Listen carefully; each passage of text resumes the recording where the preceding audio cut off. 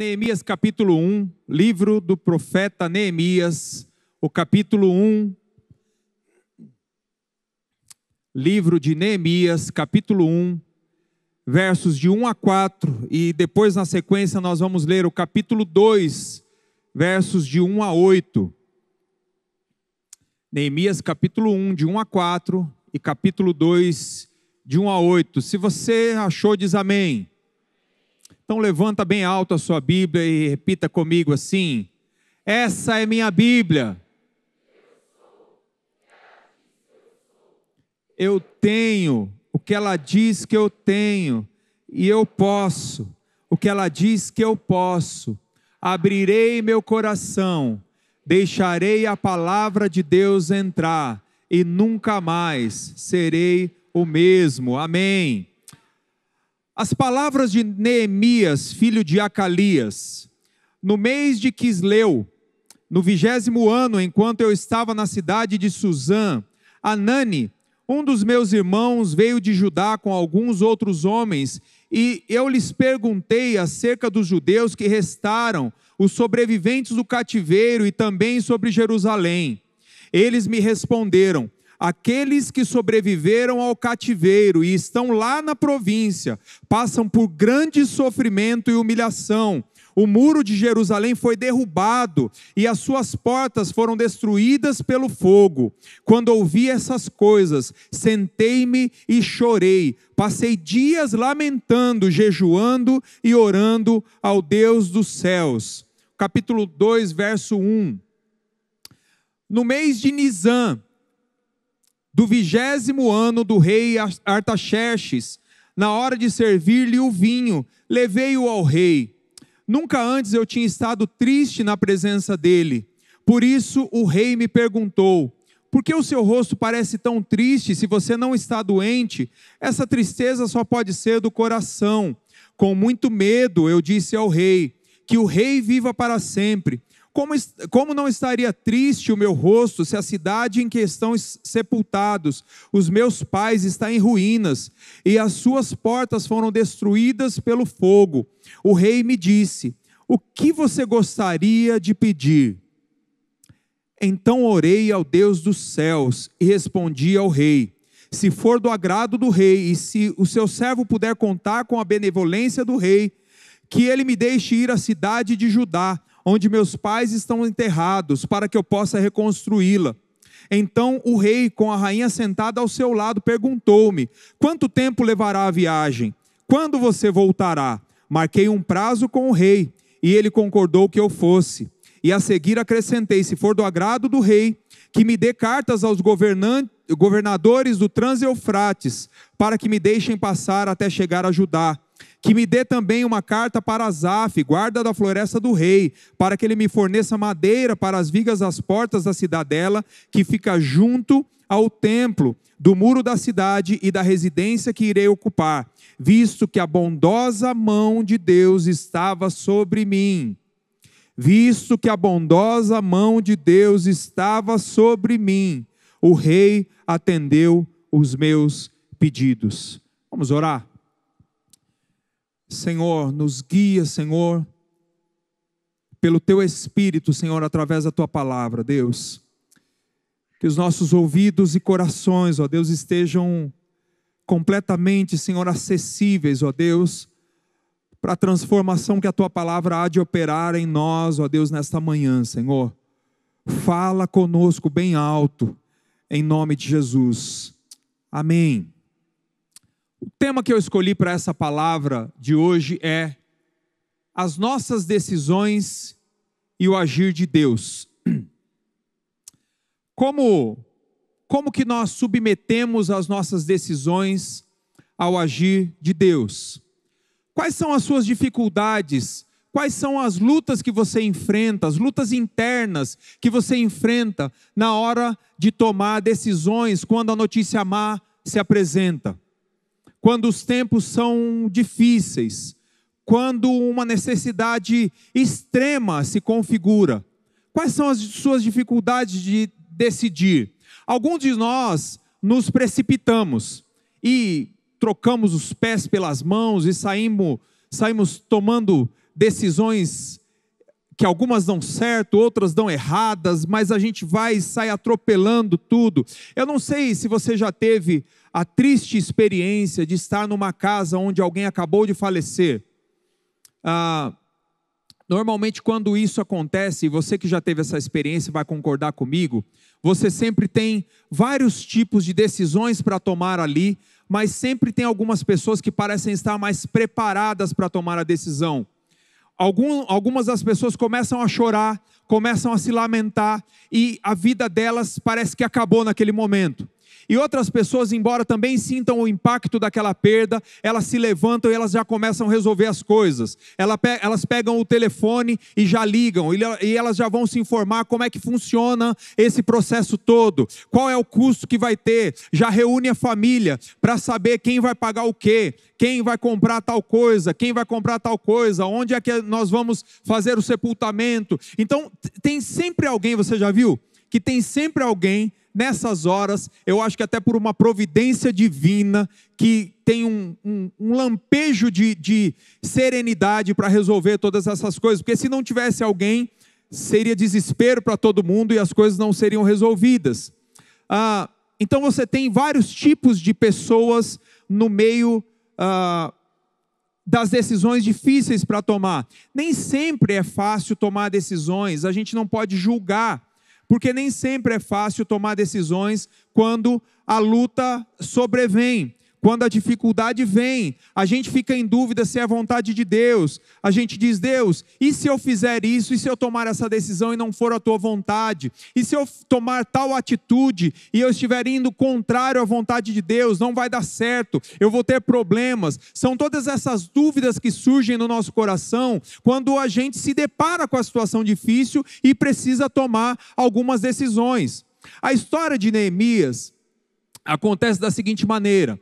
Primeiro, o povo vai para o cativeiro, ano de 586 a.C. A Babilônia invade Jerusalém, destrói Jerusalém, leva o povo para o cativeiro.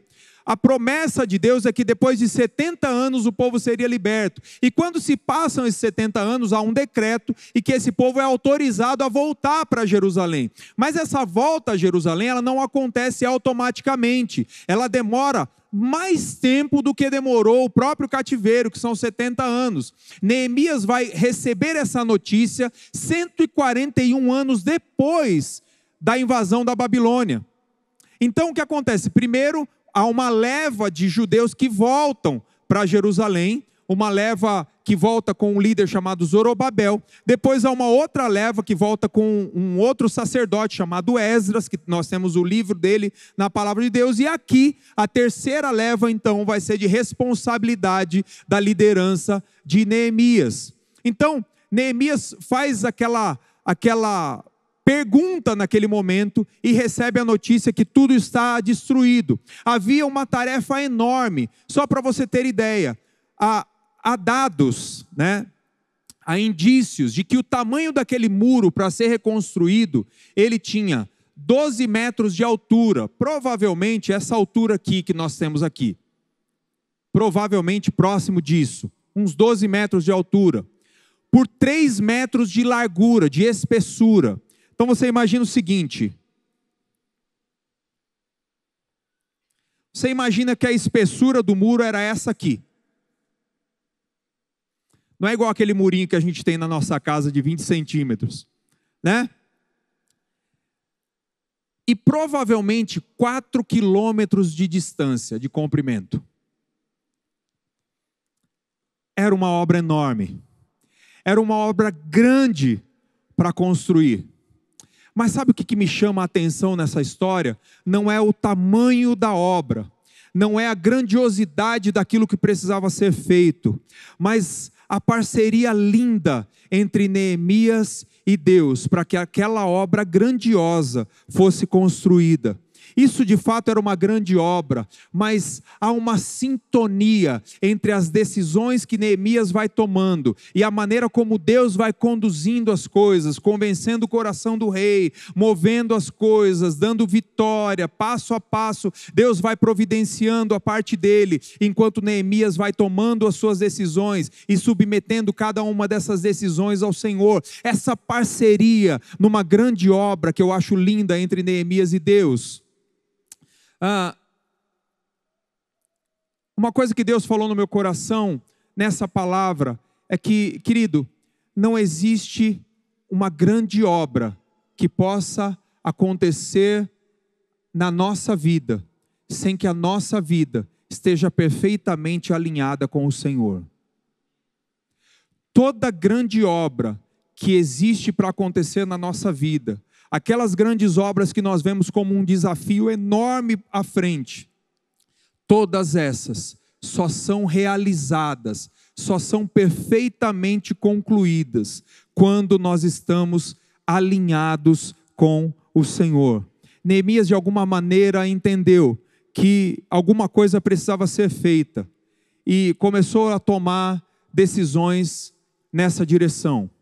Mas dizer para você que você precisa tomar decisões não significa que você tem que sair decidindo à torto e à direito, sem nenhuma direção, simplesmente tomando decisões. Cada decisão que a gente toma na nossa vida, ela vem de um parâmetro interno, de alguma coisa que está dentro do nosso coração. Muitas vezes nós temos o hábito, e se você é um especialista em tomar decisões precipitadas, você vai perceber que elas não dão errado, não dão certo na maioria das vezes, e você precisa entender que muitas vezes o que está levando você a tomar essas decisões precipitadas é uma condição de ansiedade permanente que vive no seu coração, e você precisa permitir que o Senhor cuide e trate e cure esse processo de ansiedade para que as suas decisões sejam melhores.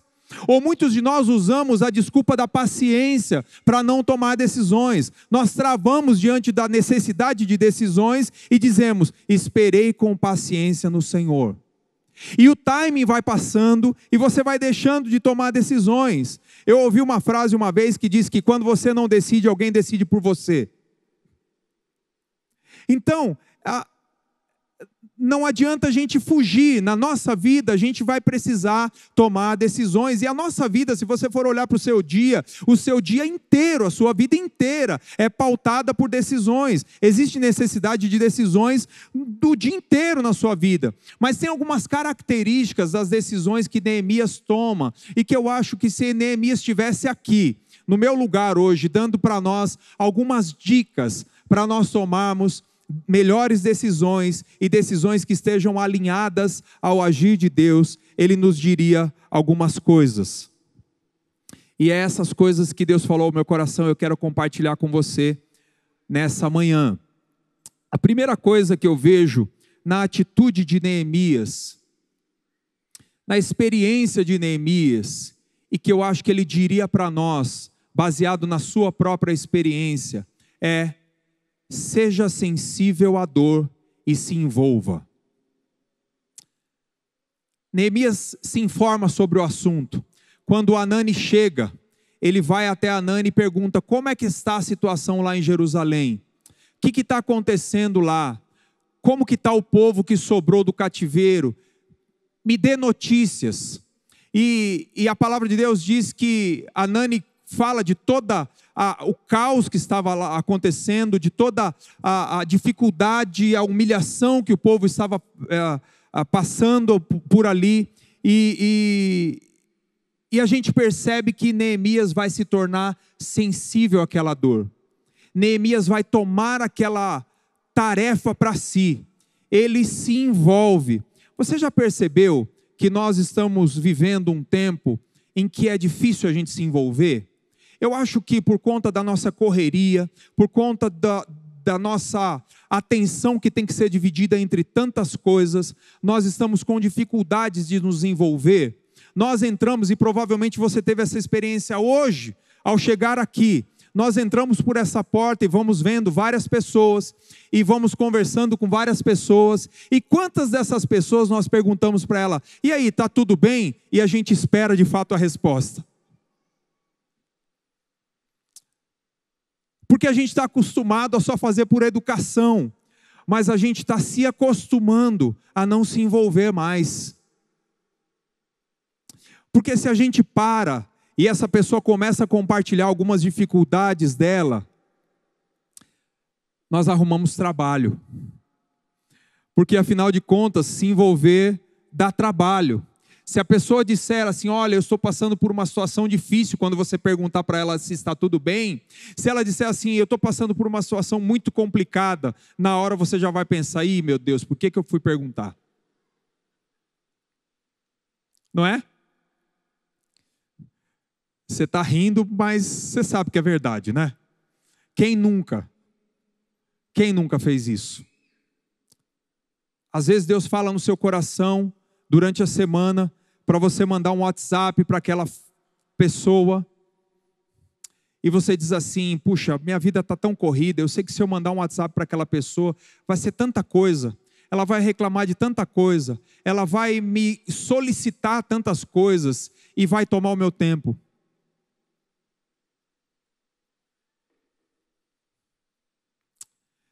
A dor da destruição era apenas uma história que Neemias conhecia. Como eu disse para vocês, Neemias estava 141 anos depois do cativeiro. Ele não viu a Babilônia, ele não viu o cativeiro, ele não viu a luta, ele não viu a destruição, ele não viu nada. Mas quando ele pergunta, ele toma a decisão e ele entende no seu coração que era hora de se envolver. Era passado já.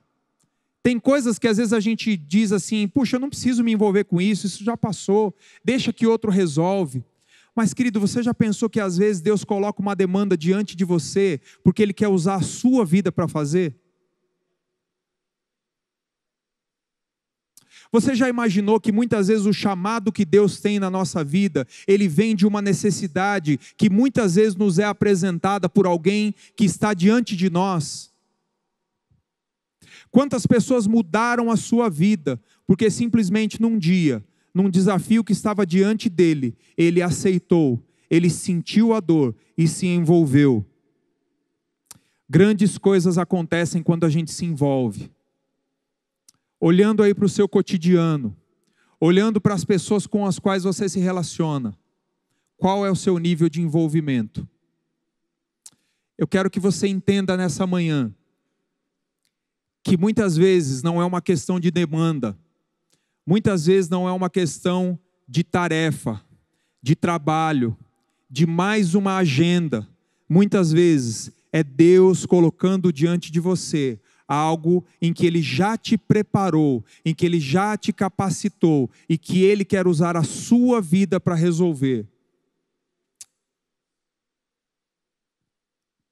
Existem necessidades que precisam ser preenchidas, precisam ser atendidas, e que nós estamos aqui, vindo para a igreja, frequentando os cultos, indo para a nossa casa, seguindo a nossa vida, trabalhando, e essas necessidades estão o tempo todo passando diante dos nossos olhos, e a gente se esquece que há um propósito nessa necessidade, que Deus quer cumprir através da minha e da sua vida. Querido, tem gente que está à beira de um divórcio. Talvez você esteja vivendo dificuldades dentro do seu casamento. Você já contou para o pastor, você já contou para o amigo, você já contou para aquele cara no trabalho ou para aquela mulher no trabalho, você já falou para todo mundo, mas você não teve coragem de se sentar diante da sua esposa, diante do seu marido e dizer: o que eu posso fazer para resolver essa situação entre nós? O seu filho entrou numa fase difícil e você não tem coragem de ter uma conversa com ele para se envolver e entender que muitas vezes a solução está na sua vida, está em você, na capacitação que Deus colocou em você. Querido, a nossa vida não pode ser uma vida só de levantar de manhã, trabalhar, voltar para casa, jantar, assistir Netflix, dormir, acordar no outro dia ir trabalhar. Existe mais do que isso de Deus para nós. Existem propósitos que Deus quer cumprir através da nossa vida a todo momento, todo dia, toda hora. E muitas vezes esses propósitos estão nos cercando o dia todo. Se envolva e sinta a dor. Segunda coisa que Neemias diria para nós: chorar e parar são duas coisas completamente diferentes. Depois da informação que Neemias recebe, a Bíblia diz que ele chora e lamenta. Ele se senta, chora e lamenta. Muitas vezes a gente vai precisar tomar decisões embaixo de dor e sofrimento. Muitas vezes a resposta que você recebe quando você se envolve, quando você sente a dor, como nós acabamos de dizer, não vão ser respostas fáceis. Vão ser respostas que vão nos trazer dor, vão nos trazer sofrimento. Mas nós vamos chorar, e chorar é bom. Você pode chorar, você tem liberdade para chorar, você tem liberdade para se lamentar, mas o problema é que chorar e parar no choro são duas coisas completamente diferentes. A dor que nos leva às lágrimas, muitas vezes, é a mesma dor que tem o potencial de parar a nossa vida. Às vezes a gente experimenta uma dor, algo que nos leva ao choro, algo que nos leva às lágrimas.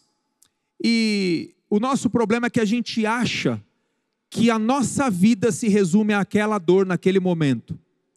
E que não tem mais nada para acontecer em volta daquela dor. Mas a história de Neemias me mostra que quando a dor de Neemias surge, também vai se configurando uma promessa que Deus quer cumprir. Vai se configurando algo grande que Deus quer fazer. E aquela dor era apenas um veículo, aquela dor era apenas um momento, mas Deus estava habilitando através daquela dor, para que algo grande Ele fizesse através da vida de Neemias. E muitas vezes é conosco assim. Às vezes a gente chora, mas a gente para na dor. Eu conheço gente, querido, que chorou, que teve uma perda, que perdeu um emprego, que perdeu um relacionamento, que sofreu uma dor, um baque, um impacto num determinado momento, e a vida dela parou, e já se passaram 10, já se passaram 20 anos, e o luto nunca passa. Essa pessoa parou ali. Querido, eu não sei se você que está aqui experimenta essa situação de ter parado no momento da sua história, mas eu quero te dizer hoje, nessa manhã, querido, que Deus te trouxe aqui para te levantar e dizer para você que é hora de se levantar e prosseguir, que o tempo do choro já passou, que é normal você chorar, que você chorou, mas já existiu uma manhã, já um dia novo já está se configurando. A palavra de Deus diz que o choro pode durar uma noite, mas a alegria vem pela manhã. A palavra de Deus está querendo nos dizer, querido, que muitas vezes a noite pode ser longa, às vezes ela demora a passar, mas um dia novo vem, e é hora de se levantar e prosseguir. Querido, é hora de passar da fase do luto, é hora de passar da fase do choro, é hora de passar da fase da dor. Neemias não parou naquele momento, ele podia simplesmente, como eu disse antes, não se envolver, chorar e ficar chorando, ficar triste naquele momento, achar que a vida dele deveria parar ali. Ele poderia olhar e dizer assim: esse muro não é responsabilidade minha. Mas Neemias resolveu que parar diante do choro não era uma boa decisão. Ele decidiu que o choro dele seria por um tempo. Provavelmente Neemias chorou por quase um mês, porque se você olhar no começo do texto do capítulo 1, ele está falando de um mês. E quando ele chega diante do rei para a sua petição, já é um outro mês. Então ele chorou durante um tempo. Não foi assim rapidinho e já foi resolvendo as coisas. O impacto foi duro, foi difícil, foi uma dor profunda. Mas ele resolveu que ele não ia parar ali. Ele ia se levantar, ele ia seguir. Eu me lembro de uma vez que nós estávamos passando por uma luta muito grande. E eu e a Mirene, nós saímos com o pastor Klaus, pastor Alupe, fomos tomar um café, e durante a conversa nós começamos a compartilhar a nossa dor. E as lágrimas vieram, passamos ali um tempo abrindo nosso coração e conversando, e pensando em possibilidades, e naquela semana estava na agenda que eu iria pregar no domingo, e o Senhor já tinha me dado uma palavra, já estava certo que Deus queria que eu pregasse aquela palavra, e eu lembro que nessa conversa o pastor Klaus falou para mim assim: olha, eu estou vendo que vocês não estão bem, né? Vocês estão tristes, você não quer que eu coloque uma outra pessoa para pregar no seu lugar? Eu disse para ele: não, me deixa pregar. Eu sei que Deus colocou uma palavra no meu coração e eu preciso pregar. Pois bem, vim aqui, preguei, e no final do culto chegou um casal aos prantos. E aquele marido disse para mim assim: pastor, há quanto tempo eu oro por uma palavra como essa? Há quanto tempo que eu estava esperando as respostas que Deus trouxe para mim nesse dia, através dessa palavra. E sabe por que eu estou te dando esse exemplo, querido? Porque a sua dor também gera fruto. A sua dor também gera fruto. Há uma outra história que eu ouvi esses dias, preciso correr aqui. Há uma outra história que eu ouvi esses dias também, de um rapaz que foi mergulhar numa piscina e bateu com tanta força no fundo da piscina que ficou tetraplégico. E logo após esse acidente, ele conhece a Jesus, se converteu, se batizou, passou o tempo, e um dia ele ligou para o pastor dele e disse: pastor, eu estou desanimado, eu acho que eu vou desistir, eu acho que Deus não me ama. Aquelas crises que a gente vive, sabe, que eu e você também vivemos, e o pastor animou ele, tentou ali amenizar toda a dor que ele estava sentindo. E dias depois esse jovem recebe uma ligação. E essa ligação era de um outro jovem, dizendo para ele assim: olha, eu estou te ligando para te agradecer, porque eu sou o rapaz que te tirou da piscina no dia que você sofreu o acidente. Mas a sua história me apresentou Jesus de tal maneira que eu conhecia ele, recebi ele na minha vida, e eu estou te ligando para dizer que hoje eu estou me batizando. Querido, a sua dor também gera fruto. Então, se você precisa chorar, chore mesmo. Se você precisa se lamentar, lamente mesmo. Mas entenda que isso não é o tempo de parar, porque até a sua dor vai gerar fruto, em nome de Jesus. A terceira coisa que Neemias diria para nós: entenda que existem coisas nas decisões que você toma, que são um papel seu, e outras coisas que são um papel exclusivamente de Deus.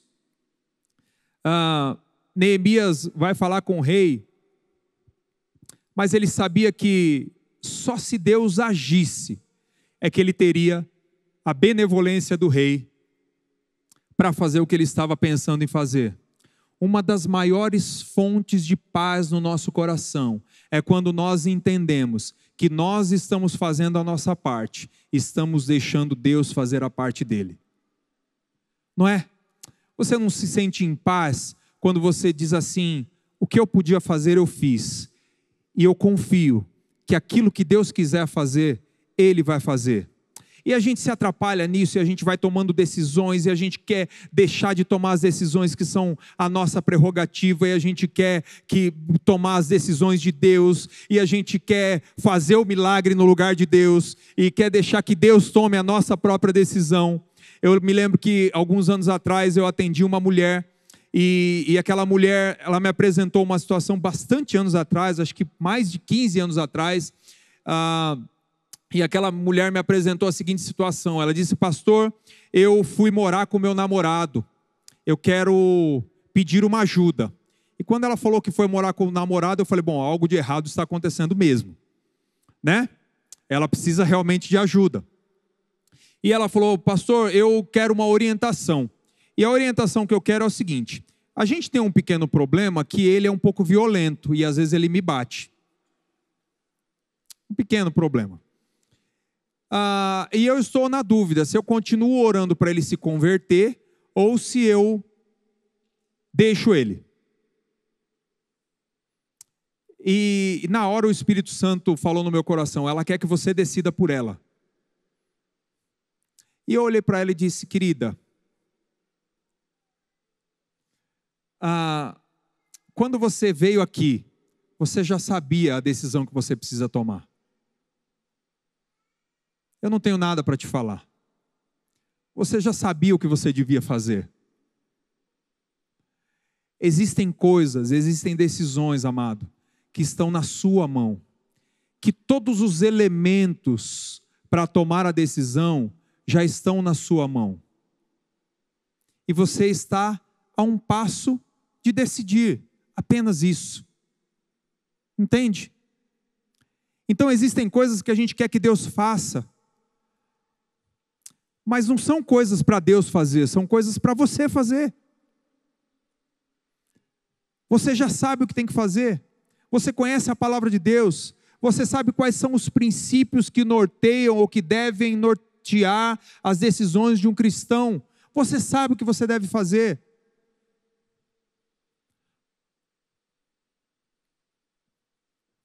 Primeira pergunta que eu devo fazer diante de uma situação é: o que é minha função? O que eu posso fazer por isso?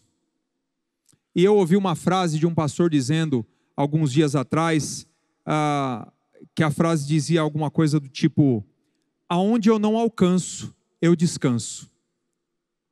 Ou seja, eu vou fazer tudo o que está ao meu alcance, mas eu vou confiar que aquilo que não está ao meu alcance, aonde a minha mão não chega, a mão do Deus Todo-Poderoso chega.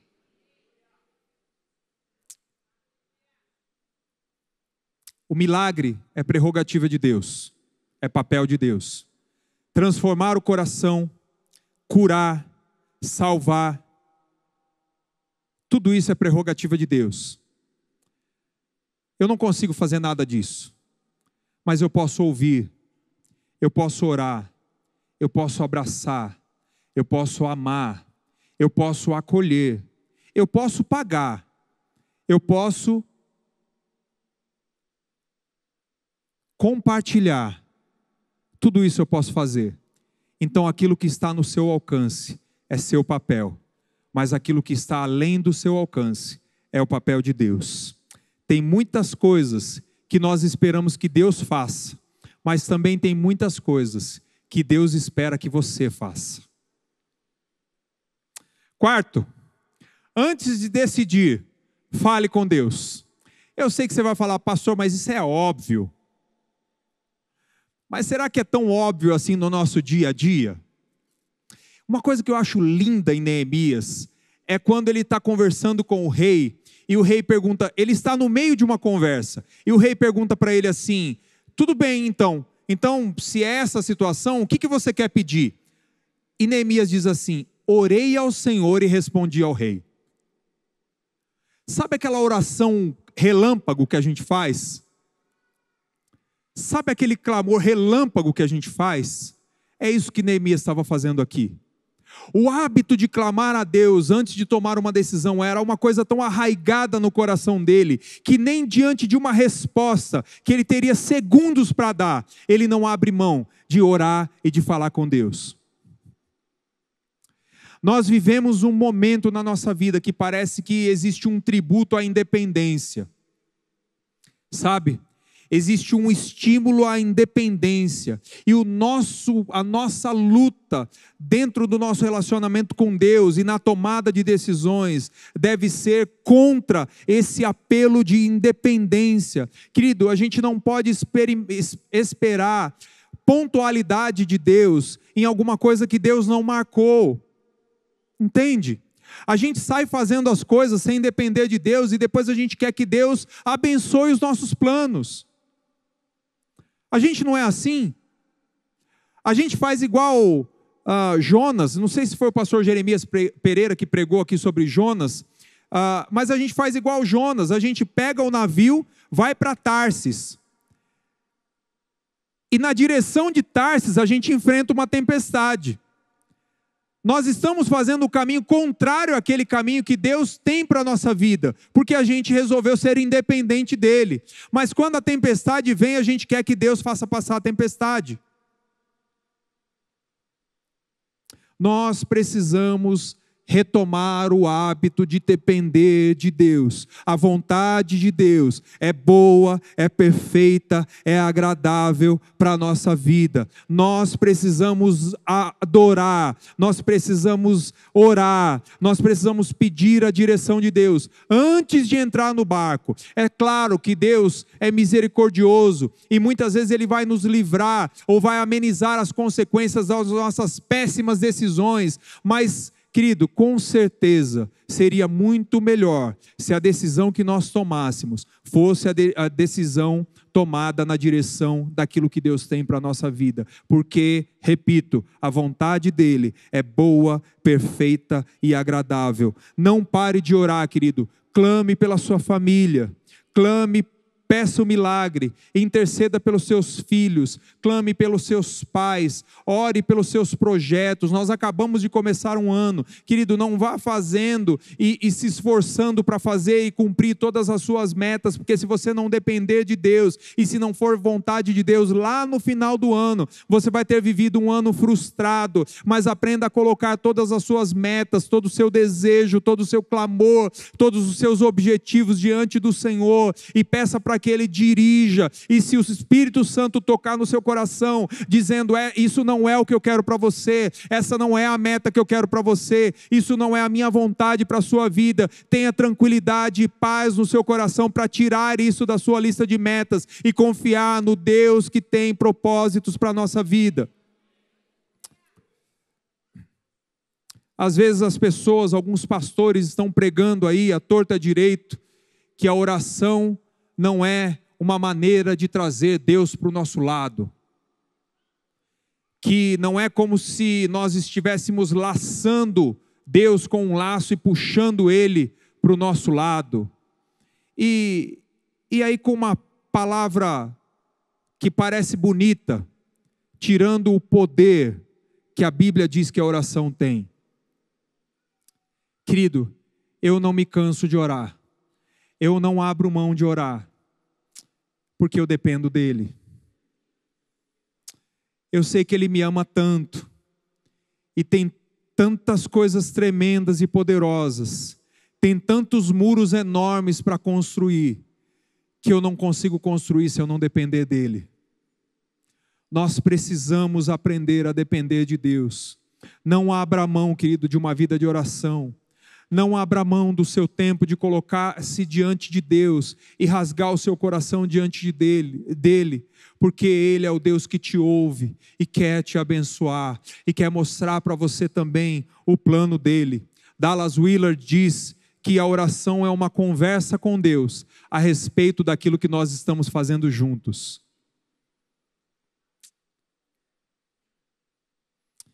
Tem uma série de coisas que eu posso parar de fazer, mas eu não posso parar de depender de Deus. Por último, última coisa que eu acho que Neemias diria para nós, para nos nortear nas nossas decisões: assuma a sua responsabilidade.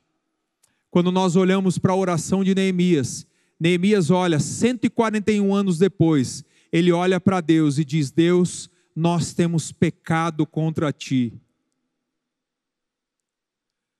Diferente de nós que dizemos, eu não tenho nada a ver com isso. Nós temos pecado contra ti, o meu povo tem sido perverso contra ti.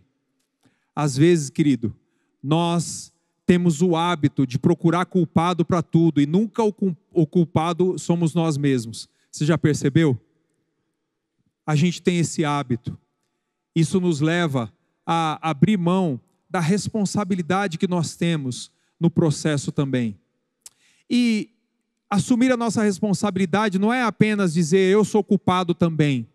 Assumir a nossa própria responsabilidade é dizer que eu posso fazer parte do problema, mas eu também, pela direção de Deus, posso fazer parte da solução. Qual é a responsabilidade no caos que você está vivendo? Qual é a sua responsabilidade nos seus problemas financeiros? Qual é a sua responsabilidade nos seus problemas na sua família, no seu casamento, no relacionamento com os seus filhos? Qual é a sua responsabilidade? Qual é a sua parte nisso? Meu irmão, se levanta desse lugar, muitas vezes de comodismo, e leva a tua esposa para um passeio. Agora eu vou falar como pastor de casais aqui. Levanta, pega a tua esposa, faz um agrado para ela. Mulher, quanto tempo o seu esposo está esperando um reconhecimento de você?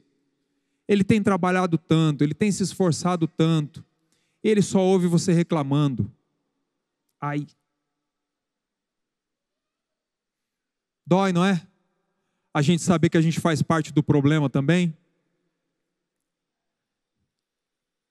Leva o teu filho para tomar um sorvete. Aproveita o tempo que você está no carro com ele. Pergunte como ele está. Pergunte se está tudo bem. Assuma a sua responsabilidade, querido. Lá no seu ministério, lá no seu trabalho, onde é que você tem que assumir a responsabilidade? Saiba que você, quando você assume a responsabilidade, você passa a ser parte da transformação que Deus quer operar.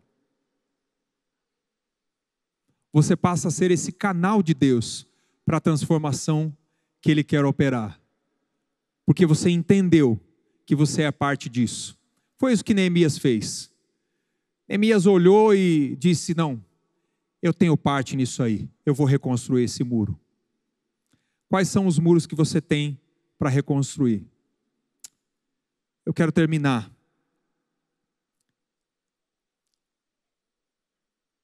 com algumas coisas que eu acho que você precisa relembrar aqui. Seja sensível e não se isente de se envolver. Chore, chore mesmo, mas não pare. Se levante, porque existe um dia lindo que o Senhor está preparando para você. Existe uma obra grande que Deus está preparando para você. E que Ele quer usar você. E querido, quando eu falo de obra grande, eu não estou falando de você comprar uma casa, comprar um carro zero, tá? Não é isso, gente. Eu acho que isso é tão pequeno diante do que Deus tem para fazer. É tão pequeno, é tão pouco, querido. Diante do que Deus tem para fazer através da sua igreja, através da nossa vida. Tem tantas grandes coisas que Deus quer fazer. Então na dor, chore, mas não pare.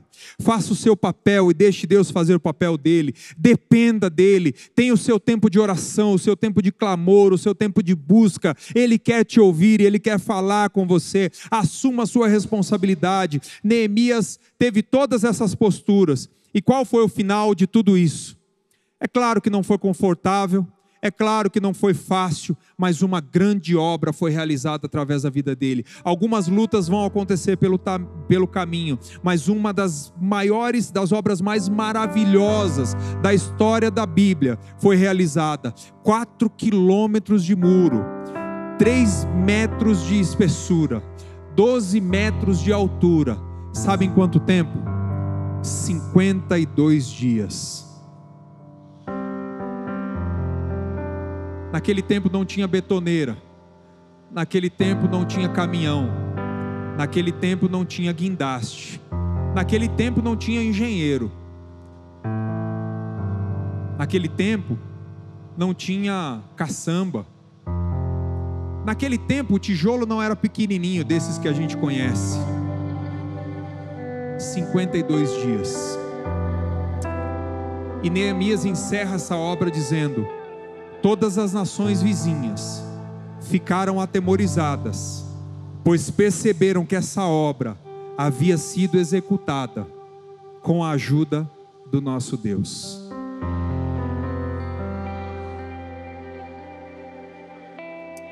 Quando a grande obra se instaurar na sua vida,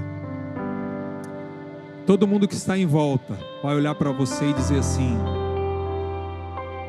só o Deus dele mesmo. Só o Deus dela mesmo. Porque não há como dizer que isso foi esforço humano. Isso foi sobrenatural de Deus na vida dela. Isso foi sobrenatural de Deus na vida dele. Qual é a grande obra que Deus tem para fazer na sua vida e através da sua vida? A sua vida está aqui por um propósito. Está para cumprir um propósito. E que nessa manhã, querido, em nome de Jesus, o Espírito Santo de Deus possa revelar ao seu coração qual é esse propósito. Que você não saia daqui com dúvidas a respeito do que Deus tem para fazer através e na sua vida. E você saia daqui para tomar boas decisões, conciliando elas com o agir de Deus. Porque à medida em que você for decidindo, Deus vai agindo. E à medida em que Deus vai agindo, você vai decidindo. E essa linda parceria vai se configurando, até que uma obra esplendorosa vai ser concluída, para a honra e glória do Senhor Jesus. Amém e amém. Glória a Deus. Aleluia. Olá, meu amigo, meu irmão, fico feliz de você ter assistido essa pregação. É uma bênção ter você no nosso canal. Queria lembrar você para participar e receber mais mensagens como essa, a fim de que o Google possa entregar para você as nossas mensagens. É só você se inscrever no nosso canal e ativar o sininho. Isso vai mostrar para o Google que é relevante a mensagem e vai nos ajudar a fazer o nosso canal crescer. Se você puder fazer isso por nós, nós agradecemos muito. Deus abençoe sua vida e espero muito que essa mensagem tenha falado com você.